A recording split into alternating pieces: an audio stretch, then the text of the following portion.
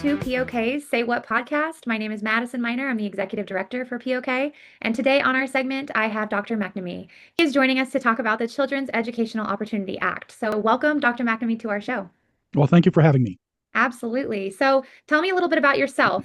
For those of you who may not know you, can you share your background and what led you into educational reform work? When I walk into my community college class where I teach water sciences for water treatment, wastewater treatment, my students call me professor. When I walk into my clinical practice in Thousand Oaks and Woodland Hills as a chiropractor and acupuncturist, my patients call me doctor. When I walk onto the air support division of the Los Angeles Police Department, at one point they called me officer when I was a reserve, now retired. When I walk into the city council chambers, they would call me either council member or mayor, depending on the year. No longer in office. That's why I'm focusing on the Children's Educational Opportunity Act. Well, that's a little bit about my background, more to it than that, but at least that gives you a flavor of the different directions that I've gone and bring to the table here to get this initiative done.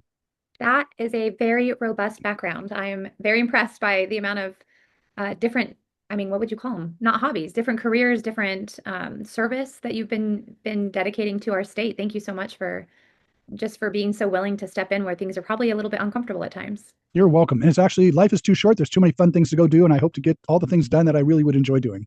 Yes, absolutely. And let's get our state back. That would be amazing. Yes. So what was the moment when you realized something needed to change in California, especially with education? This began revealing itself many years ago when I would see and hear from the various instructors in our community colleges share how the quality of student coming into the community colleges here in California is declining. Difficulty in reading, writing, doing basic math, and they have remedial classes for students coming out of high school. And it became more evident when I was teaching in my community college classes where I would say 1/3 of those students should go back to high school and start over again. They can't read, write, or do basic math, but yet they were graduated to take on life. The best they're ever going to do, because they can't read, write, and do basic math, is a minimum wage dead-end job that forces them into poverty. Because if you can't read, write, and do basic math, what's your upside potential? Zero. And then my work with the law enforcement, as you meet the gang members, many of them dropped out of school in the 4th, 5th grade because they couldn't read, couldn't track what's going on in school. They have no interest in learning Shakespeare. So they drop out, the gangs become their family, and they're told how wonderful they are at 4th, 5th, 6th grade. And now they're doing a life of crime. Instead of being a productive citizen, providing a product or service in service of our fellow man, they're now out doing crime. When I talk to one of our team members, her name is Miss Ashley. She is a product of the South. She grew up in the South in the 1960s. She remembers stories of her mother and father and her grandparents telling of the 1940s and 50s where people were lynched in her town. And she moved to Riverside, California to raise her family.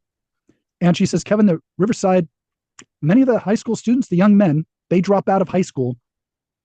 And the only career options they have, doing crime, selling drugs. She says the parents can't get them out of that failing public school and into something that's better quality, that's a better fit for that child, because they lack the financial means to do so. And then with my work here in public policy and as a politician here in Thousand Oaks, you get to know the low-income families and the challenges they face. For many of them, they're not happy with what is being taught to their students, their children, in the public schools. But they lack the financial ability to bring them out of the failing schools into the other options that students from wealthy families enjoy because they got the financial means, and that is the private school, faith-based school, and homeschool environment.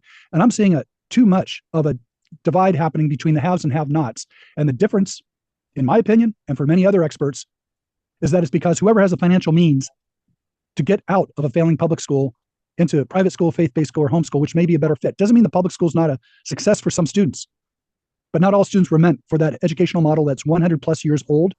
And it's an industrial educational model, very different from what we had in the 1800s. So that's my motivation for this. So if you want to reduce crime, reduce the prison population, give students a brighter future, a promising future to be productive, raise a family, give them an education, give them the opportunity at a quality education that's a good fit for them, not one size fits all. So why specifically the CEO Act? Now in California, you have two ways of making laws. One is through the Assembly, the Senate, the governor to sign off on it. And those laws can change from year to year depending on which way the political winds are blowing in Sacramento. That's one way. Second way is the people's law. That's where if the people are not happy with Sacramento, they can bring forth their own legislation through the initiative process, which means you write up the legislative initiative, legal language. If you get enough signatures from the voters of California, it appears on the ballot. And if it passes 50% plus one vote, it is now law. It's the people's law. And the only way to change an initiative is with another initiative. So I was at an event probably about 4 years ago now, where one of the champions of the school choice movement made a presentation about this initiative. And I thought this addresses all the ills that we have in education. And it's one of that is both equality and equity for the children of California to get a quality education. I thought it was brilliant. Long story short, the man who brought it forward had to step away, and I picked up the baton and ran with it. So the initiative that originally started with Lance Christensen is modified, changed to the point where many of the potential holes for family enrichment instead of education have been closed. We've also made it more robust to allow some great features that will benefit the students, to give them the opportunities, just like the students from wealthy families. And we've got coalitions built throughout the state and moving forward, gathering signatures right now between now and March 31, which is the end of our 6-month window, to get an adequate number of signatures of 1.2 million to place it on the ballot. Got it. Now you've answered already what the CEO Act is trying to solve. When you talk to parents across California, what are the biggest frustrations that you hear from them? The biggest frustrations I hear, especially with my work in the low-income communities throughout the state, is that the parents are not happy with what is being taught to their children in school and how it is being taught. The low-income families, which frequently are people undocumented here in this state, they are tired of the public schools saying that your destiny, your fortune, your ability to survive and thrive and do well in life is based on your skin color or your race. They are very angry with that. Plus other social issues that are being thrust upon their kids when they realize their children can't read, write, or do basic math.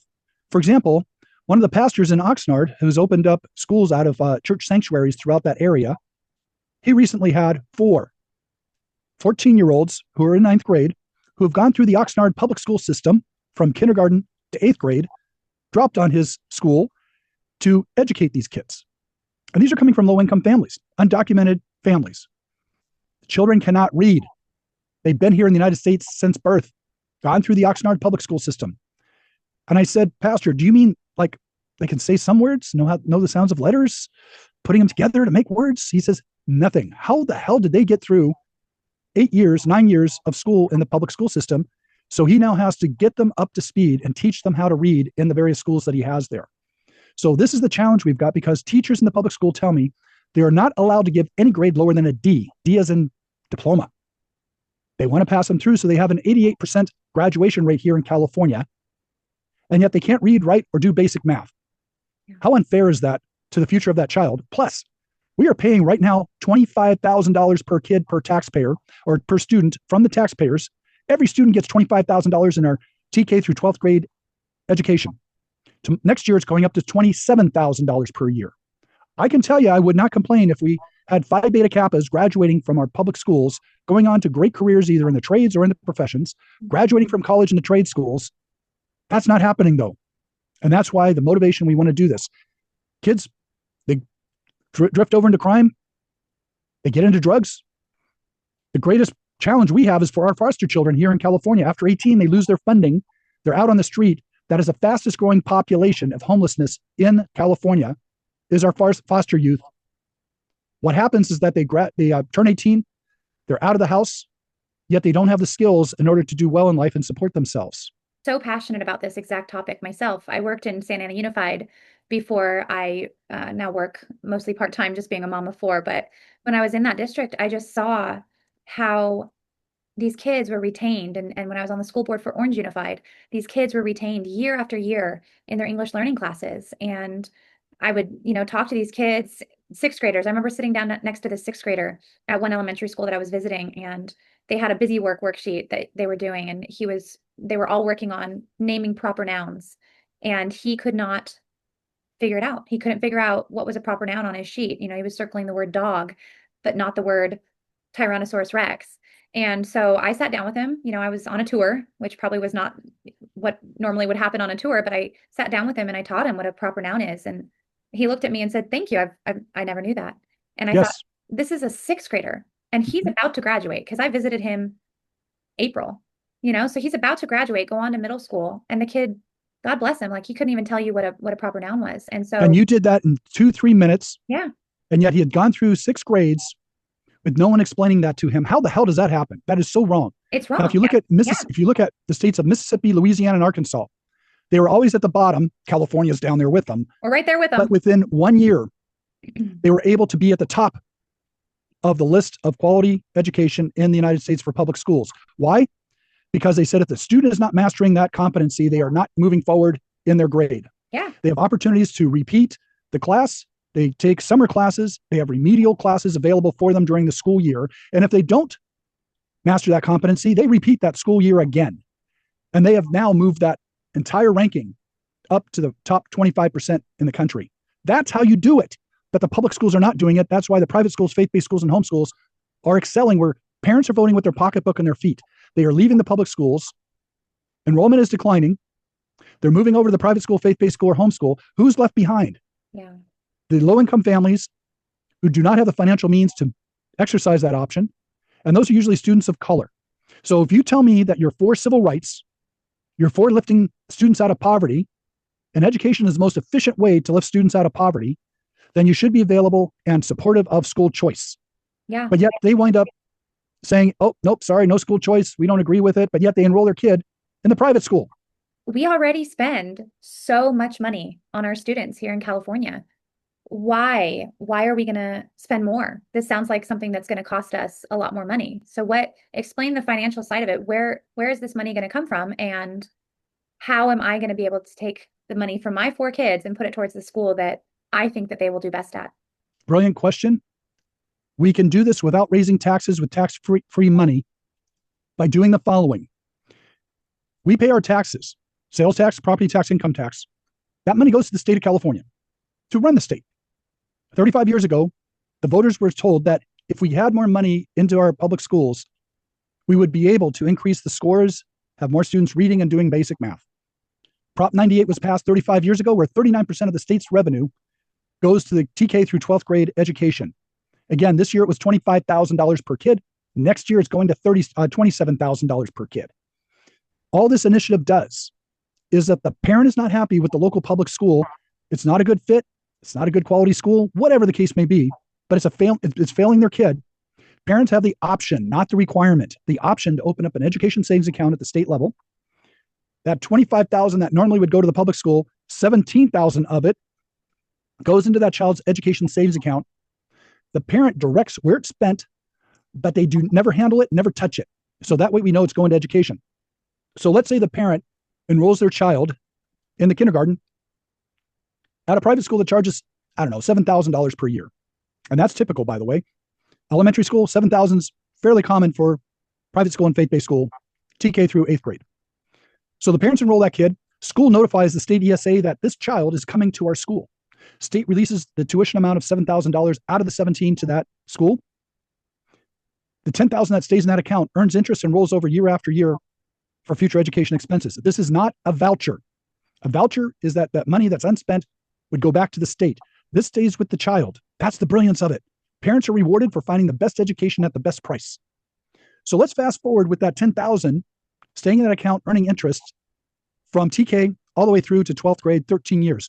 You would have $130,000 plus interest in that account after 12th grade that can be used for trade technical school, community college, university, postgrad for the remainder of that student's life. Goes a long way to reduce or eliminate student loan debt, open up education opportunities that normally that student might not be able to afford. And after 18, that student can transfer some or all of it to a family member's education savings account. Like the older brother is a plumber and has a great career, 50,000 left, not going to do postgraduate training in plumbing. Not going to go anywhere. But the younger sister, she's going off to medical school costing $200,000. So to reduce that student loan debt or those costs, the brother can transfer some or all of that 50,000 to that sister's ESA for her education endeavors. Now that is the 529 plan that the wealthy use for education savings. Who's left behind on that one because they don't have the money? Low-income, moderate-income families. This is the 529 plan for the low-income, moderate-income families that the wealthy have enjoyed because the tax code allows them to do so. Now everyone has the same opportunities, regardless of their race, family, income, or zip code. That's how this all works.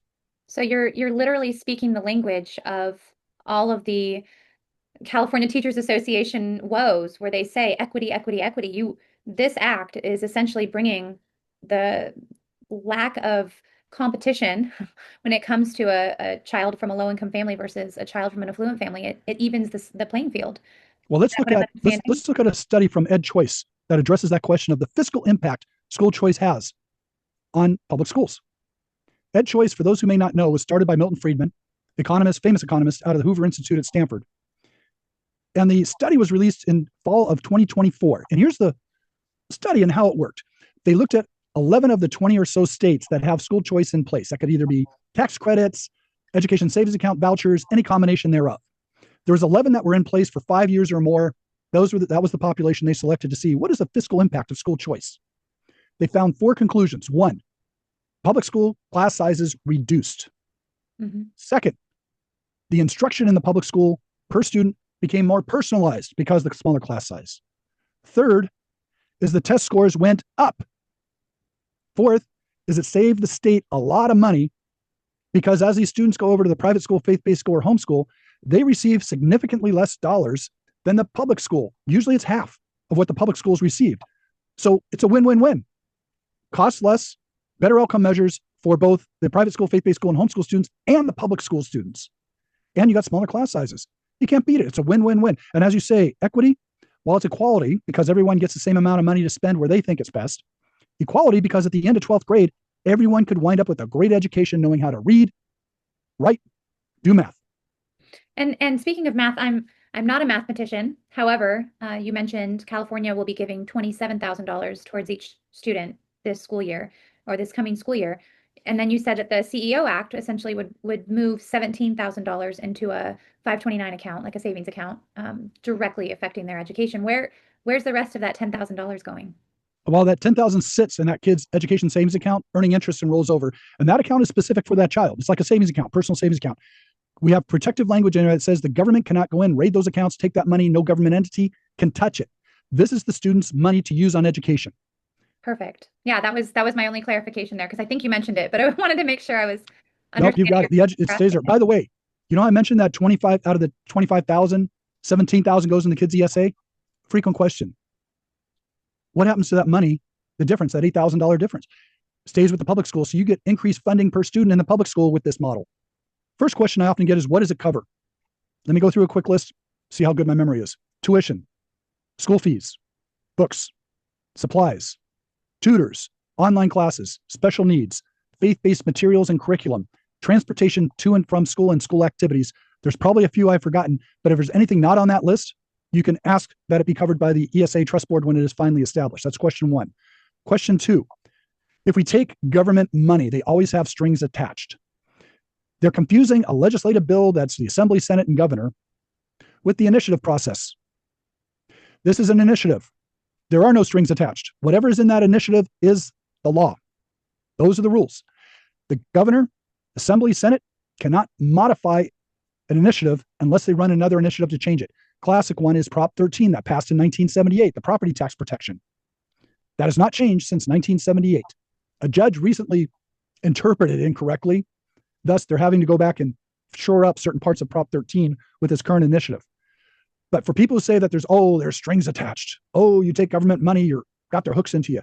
No, this is optional. If you don't have to go in to do the CEO Act, the Children's Education Opportunity Act, and if you're in it and you don't like it, you can pull back out. That's okay. No harm, no foul. But it gives you options, parents, for your kids. Third question I get, there's some government mandated objectionable material that is being thrust upon the public schools. If we take this government money, do we have to teach morally objectionable material? We have protective language in there that says if the parent or school finds anything morally objectionable, they don't have to teach it. And this is constitutional. Remember, this is the parent's kid, not the government's. Fourth one, we are a school of faith. Because we take this government money, do we have to stop teaching faith? The answer is continue teaching faith. We have protective language in there that says if you're a school of faith, you keep teaching faith, you're allowed to do it. Let me go one step further. People will sometimes ask about, well, isn't this taking government money, our tax dollars, and isn't this a violation of separation of church and state by giving it to the faith-based schools? The answer is absolutely not. In fact, if you don't, it's a violation of 2 U.S. Supreme Court decisions that said if you restrict public money to go to faith-based education, you are violating the First Amendment of the Constitution of the United States. You cannot discriminate based on one's religion. Our tax dollars under Section 9 of the California Constitution says our public monies are to go to education, not a public school, education. So therefore, currently the government is restricting those funds getting to a faith-based school. They're violating and discriminating against faith-based schools and faith-based individuals. Supreme Court has had 2 decisions that they said, no, you're not allowed to do that. So right now we have some issues with the California Constitution being unconstitutional. based on the US Supreme Court. So yes, these monies are basically going to the child's ESA. It is now the parent deciding private school, faith-based school, or homeschool. It's not going directly from the government to the school. We're able to bypass any argument in that area. Does that make sense? It does make sense, but So those are the common questions. well, and I have a follow-up on that. So if I don't decide to do the CEO Act, let's say it passes, where does my money go? That $27,000, where does it go? Let's say I send my kids to a local charter school instead of to the school that my house is zoned for. Where does my money go? So it goes to the public school, the charter school. That's where the money goes. So Even if your child does not go there, that money goes there. That was my point. Yeah. So even if my kids don't go to the school that my home is zoned for, and I send them to a private school or I homeschool them, that money is literally going to that school instead of to my kids' education. All it is doing is returning that money to your child that you have paid taxes on and everyone else that are taxpayers. It's there for education, not public schools, a failing institution that is failing a significant number of our students here in California. Give you an idea how bad it is. The CASP test that just recently came out, that's the standardized test that's used for public schools. It starts in 3rd grade to 8th grade. The next one's in 11th grade. Let's look at the 11th graders overall in California. CASP test, the standardized test, shows that 34% of our 11th graders can't read or can't read proficiently. 70%, 70 of 11th graders can't do basic math. Now, that is embarrassing. Myself as a college professor, no, that's not acceptable. These students should not be graduating, but yet 88% graduate. Yeah, it baffles me that we are still graduating these kids that are incapable of even reading at a 3rd grade level, and they're graduating from high school. And I will get questions from crazy. Public school teachers saying, well, you're going to take money away from the public school. And I tell them, well, by you saying that you're going to lose students, you've said 2 things to me. One is that you know you're failing these students and giving them a quality education to do well in life, because if all of them are graduating Phi Beta Kappas, going off to trade school or college and having great careers, you'd say, bring it on.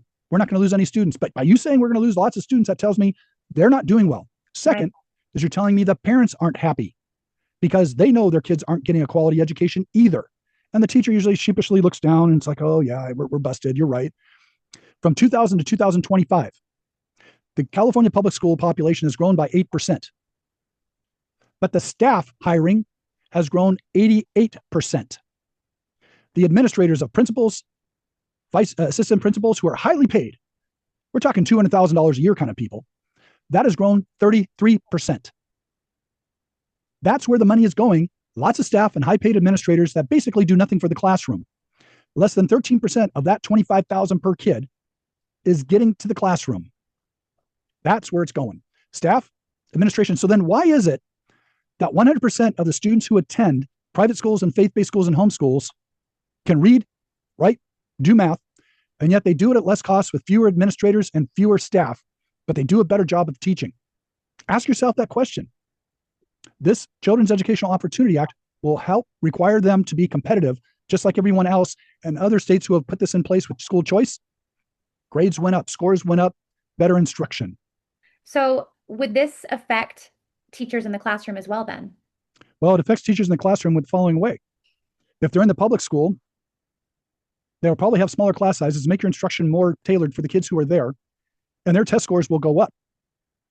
For those that are not happy with the pay they're getting in the public school, they now have more options to go to the private school, faith-based school, or homeschool, because now those schools are able to pay their teachers better. And now you've got the teachers able to negotiate with the public school saying, you know what, I can go to that faith-based school down the street and get paid $120,000 per year instead of this $80,000 per year I'm currently getting. And by the way, I'm having to work 2 and 3 jobs outside of teaching in order to do my passion called teaching. Right now, recent graduates coming out of our teaching colleges who want to do their passion called teaching, they've got a choice. Start off at $50,000 in the public schools, or go work for FedEx or UPS as a truck driver and get $150,000. Our priorities in our society are all screwed up.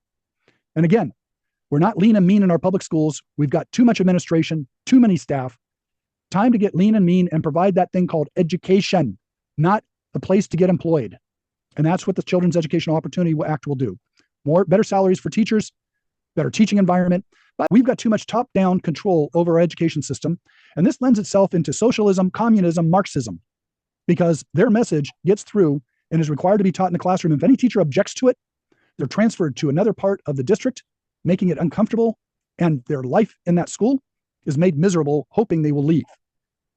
So we need to reverse that, allow our talented teachers to teach, pay them what they're worth. So we're not competing against truck drivers driving for UPS and FedEx, and they should be revered and paid commensurate to what they're worth. Yeah, I agree with you completely. Okay, so I'm sold. I'm sold on this. This is obviously something that my family would benefit greatly from. My kid's school would be just so blessed by it. What is it that you need? What are the action steps that the CEO Act needs from our viewers that are watching this video right now? What's the big need and how can people help? Great question. Here's the big need. Here's the action steps I need people to make. We're in that 6-month window that we need to collect 1.2 million signatures. And with that, we're out teams throughout California collecting signatures from voters. What I need from people listening right now is to do the following. Go to our website, educationopportunity.org. There's a green button there that says sign the petition. Click on it. Enter your information. Print it out, sign it, mail it back to us at the address below. I'm going to ask you to view the 3-minute video that's up there that says how to fill it out correctly, so that way the county clerk will count that signature. Because if you're below the line or make a mark in a certain area, they won't count the signature. So not only your signature, your family members, but print out extra sheets and go get them from your neighbors, your family, take them to your church, talk to the pastor. Can we set up a table outside and have people sign coming into church or leaving church? Get a hold of the parents who have their kids in faith-based school, private school, or homeschool. And as I speak among the Spanish-speaking audiences that are usually low income and are here in the country undocumented, when they hear the numbers of one child, 17,000, if you've got 2 kids, 34,000, 3 kids, $51,000, 4 kids, $68,000, they cheer like crazy because they see this a pathway to get their kid to a competing education comparable to what the wealthy kids have. Get to the parents, and they all are a network. They all know each other. They all have everyone's emails. Get to them, the parent-teacher organization, the PTA, when I was in school, talk with them. Because when I talk to parents who have their kids in faith-based school or private school, they are so excited about this, saying, oh, this would help the family like you won't believe. We struggle every month. Yeah, I think people are very desperate to protect their kids and to give their kids the best opportunities that they can. So I understand that. So it sounds like parents are obviously on board with this, and it sounds like you've talked to a handful of teachers that are on board with this. Who is opposing the CEO Act? The big one is the California Teachers Association. Surprise, surprise. I'm so shocked. Well, I And think I it's because they realize that they're going to have an exodus, possibly a mass exodus of students leaving the public school. They lose their grip on getting the dues payments from teachers every month that they pay to enrich this California Teachers Association. Do you know 71% of our politicians in Sacramento have received donations for re-election from the California Teachers Association? The governor of California, Gavin Newsom, has received hundreds of thousands of dollars from the California Teachers Association from his time being mayor all the way through to attorney general, now governor of California. They also contribute to local school board and other political candidates' re-election or election in California. $250 million was spent last year by the California Teachers Association on elections. And money also goes out of state from the CTA to influence elections in other states. That's why they're afraid of this, because they're going to lose control over their political influence. And yes, I already am aware. Word is they're going to spend $500 million to defeat this once it's on the ballot for November of 2026. $500 million, $500 billion. So yes, they oppose it. They're tracking this closely, but also the politicians are. Give you an example.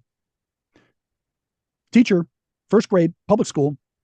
She told me at the beginning of the year that they are pulling resources away from her first grade class to work with the upper classes to increase their results in their standardized testing on that standardized test they give every year, 3rd grade to 8th grade and 11th grade. I said, why? She says, Kevin, they're worried about your initiative. If they can say that test scores have gone up, there's no need for this initiative. Fast forward to 2 months ago, Gavin Newsom, governor of California, Tony Thurmond, superintendent of instruction here in California, went around the state having press conferences in LA, San Diego, other parts of the state, touting the historic gains and our investment in education is paying off. What happened was that they had a 1.8% in reading and in math. So let's take a closer look at this. Sounds really good, doesn't it? Oh, historic gains, unprecedented. Steel Valley. But if you move from math scores last year that were 72% can't do basic math to 70%, I would not be bragging about that. Why is it that 100% of the kids going to private school, faith-based school, and homeschool can read, write, and do basic math? That's like saying our investment in our college basketball team is paying off. Instead of losing the game by 72 points, we're losing by 70. You're still losing, Governor. That's what we have going on here. And that's what they're trying to messaging they're trying to put out there. But the other thing, by the way, CTA has put forward an initiative with a really similar name. Now, ours is called the Children's Educational Opportunity Act. We okay with that name? Follow that? Children's Educational Opportunity Act. 2 weeks after I submitted the initiative for title and summary of the initiative that appears on the petition, California Teachers Association, through their attorneys, put another initiative on the ballot called California Children Educational and Healthcare Opportunity Act. And this taxes the rich, that any money raised from this would go directly to the classroom to help the school. Now, you and I both know this is just a shell game. Yeah. Let's say it costs $100,000 current funds to run that classroom out of $750,000. Because if you got a class of 30 getting 25,000, that's 750,000 gross. Less than 100,000, less than 13% is getting to the classroom. So of that 100,000, now you've got 100,000 coming in from this initiative. All the school's going to do is pull back that 100,000 and spend it on other things outside of the classroom. It's a shell game. But then they're taxing the rich. They don't say what, I don't know, gross income level. So is $40,000 gross rich? 50,000 rich? 90,000 rich? I love that term rich, the wealthy. They get to never define what that number is. So yeah, they get to make that. So the politicians don't want it in Sacramento because it cuts off their gravy train to get reelected. Yeah. The California Teachers Association oppose it. Some teachers oppose it because they think they're going to lose their job. And they want to finish out their last 5-6 years teaching to get their full pension. Right. That's the opposition. But I talked to the parents. They want it. So if it doesn't make the ballot, heaven forbid, if it does not make the ballot this cycle, what's our option next? We are coming back to do it again. Because right now we've collected over 500,000 signatures. We need 1.2 million. I'd be happy with $1 million to get the needed 874,000 because 25% county clerks usually don't count. We're coming back and doing it again. California Teachers Association, we're not going away. We're coming back because this is for the kids of California. And as people hear about this, they're definitely very much behind it.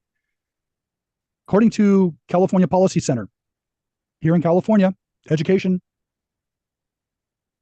they did a survey of school choice. 72% of voters want this initiative of school choice. They want the parents in charge. 72% of voters, it goes across political lines and racial lines. Another one was done by Ed Choice. Ed Choice survey showed 74% of voters in California want school choice, which is what this is. So that's what has the California Teachers Association shaking in their boots. Because if, like I say, if they were doing a stellar job, we would have no need for this initiative. And they know that when it passes, they're going to lose students. How many? Right now, it's 6 to 10% is what's estimated by Sacramento's legislative analyst's office. But out of a $137 billion budget, they're going to lose maybe $10 billion. And they're freaking out over it. Yeah. And they thrive off that money. So I can see why they would be freaking out about it. But I don't see how this could be a bad thing, especially for the families of the children that are in their education systems.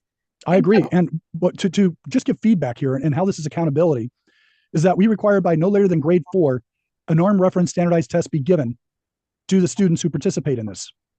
And that could be the Iowa Test of Basic Skills, the Stanford 9, you know the drill, there's like 20 of them out there. The school or the parent gives these tests if they're homeschool families. Those results go to this ESA trust board, aggregate them by school and grade, put them on the website. So now you, the parent, look at school A, B, C, D, E in your area. School A has a 50% are doing well in reading and math, whereas school D is getting 99%. Where are you going to move your kid? Yeah. And now you have the money to do so. And school A, as they lose students, are going to say, okay, school D, what are you doing? We're going to do the same. But I can guarantee you, all those schools are going to do really well because now they've got the funds to teach what they want, how they want, tailored to the child's learning needs, not being pigeonholed. And I compare, like I say, our public school system to a shoe store that only sells size 9 shoes. Works for some, but not everybody. Yeah, I agree with you. So 5 years from now, if reforms like this pass, what will our education system look like here in California? It will be parent, student centered, not teachers union, politician centered. It will be one where parents can vote with their pocketbook and their feet because now they have all the financial means as students from wealthy families. So the better schools will survive and thrive. The ones that aren't performing go away. Children's education standards will go up. You will also unleash a huge amount of money into the California economy, which will benefit because you're opening up new jobs. At every school that opens up, the employment opportunities are phenomenal. You will cultivate new teachers coming out of school who will be our future teachers to educate a new group of geniuses and Phi Beta Kappas coming out of our school system. Students will be tailored education fit, not fit into a one size fits all kind of education system that we have now. And it's going to be nimble because parents can move their child. If the child is not doing well at a certain school with a certain education model, they can move that child to a new school. But we also have safeguards in place to make certain it goes to education and not family enrichment, which is really important. Every year, that school must do and pay for an independent audit that gets reported results to the state ESA Trust Board. If the state ESA Trust Board sees improprieties going on or questionable stuff, they can go in and do their own audit to make certain the monies are spent where they're supposed to be spent to avoid what has happened in charter schools recently with misappropriation of funds. Second thing that we do here is that no parent can get paid to teach their child. Important thought, because you could have a minimum of 6 students in California and call yourself a school. That's how many it takes. So could you see parents who are unethical, more interested in other, let's say, activities, calling themselves a school with 6 or more kids, and then using that money to maintain the household and not really teach the kid? That's a possibility. So to avoid that, if the parent is related through blood or marriage to that child, they cannot pull any money out from that child's ESA. Now, in the homeschool market, I have homeschool parents say, Kevin, can we pay ourselves to teach our homeschool kid? Here's the way it can work. I tell them, no, you cannot do that. But what you do is set up a homeschool pod, where one pod over here has a parent who applies to become a tutor. Homeschool pod over here, parent applies to become a tutor through the ESA Trust Board. They come together as a pod. Each parent is tutoring the kids. But this parent can charge these kids unrelated to them, and this parent can charge these kids. Now you've made it affordable for all families if they want to do homeschooling, because the situation exists today that the only ones who can do homeschooling are those that can survive on one income in the household. Now this opens up the possibility that the parent that stays home can tutor other kids. Let's take it one step further. This was presented to me by a mom out in Palmdale, Lancaster. She says, we have a church on 5 acres, a very large building in the back of the property that we'd like to turn into a school, but our homeschool families are homeschooling because they do not want to vaccinate their kids. Can we do the following? Because you have protective language in the initiative that says homeschool families don't have to vaccinate if they don't want. She says, can we do the following? Instead of calling it a school, can we call it a homeschool pod where we bring in 30, 40, 50 families with their kids? Instead of hiring teachers, we hire tutors, and they can bill, if they're related to some of the kids, the other children in that homeschool pod. I said, that is absolutely brilliant. It aligns with the criteria, the framework. I said, in policy, we should establish the framing of the house. You are filling in the drywall, the painting, the carpet, the furniture, the wall sconces, the curtains. You go out and figure out how this works. I had another mother call me up and says, you said that this leftover ESA funds, let's say my kid goes to college and has $30,000 left in that ESA unspent. Can she let the interest accumulate as she grows her own family, getting married later on in life? Can she transfer some or all of those funds to her children's ESA for education? Absolutely. Hadn't thought about that, but that aligns very much with the way the rules are. And I'm thinking, if you unleash the genius of the American people to address their specific needs instead of micromanaging them, they're damned impressive. Yeah, it's pretty amazing when you simplify it with those terms. It's a win-win for families. And I love the idea. I love that you are putting yourself out there so much, trying to get our families and our education back on track here in this great state, because I don't remember the exact ranking, but I know we're somewhere in the 40th percentile when it comes to the national rankings for education. And yet we are the first or second highest contributors to our kids' education via our taxes. And so if our dollars are not directly affecting our kids' education, then we're failing them. And so, you look at the private school, faith-based schools, at half the money, they're getting 100% kids can read, write, and do math. Yeah. And they're getting half the money that the public school students get. So the answer is not more money. And politicians always love pointing at more money. Yeah. How about how it's spent? Right. The education model, to your point. Yeah, no, I agree completely. Well, thank you. Okay. Thank you, Dr. McNamee, for being on with us today. And thank you for leading this charge. I myself have signed. I've gotten my family members to do so, and I look forward to hearing what happens and being a front runner and trying to get this act to pass because it's clear that we, the people, have the right to do this and it needs to happen. So thank you so much for being on You're with us welcome. today. Just remember, March 31 is the deadline. We got to get another 450,000 signatures, voter signatures. Go to educationopportunity.org, print, sign, mail back the initiative or the petition. Go to your family, friends, even your enemies. I'm not proud. Get those people to sign too. Go to your private school, faith-based schools, get the parents involved. Go to your pastor, get those parishioners to sign, but ask them to take the blank petition and have others sign and bring it back to you. So thank you for this opportunity. Let's get this done for the kids of California. Absolutely. Thank you so much. And thank you to those who are watching this today. If you have any questions, I'm going to put the link in our YouTube down below. Make sure you go to that link. Do what you can to reach out to your neighbors. Like Dr. McNamee said, we've got to do this. We need to pass this act. So thank you for watching our show today. We are Protect Our Kids. We have a YouTube, Facebook. We have X. I always call it Twitter. We have X. We also have Instagram. So please go follow us there. And we look forward to seeing you next time. Thank you so much for watching.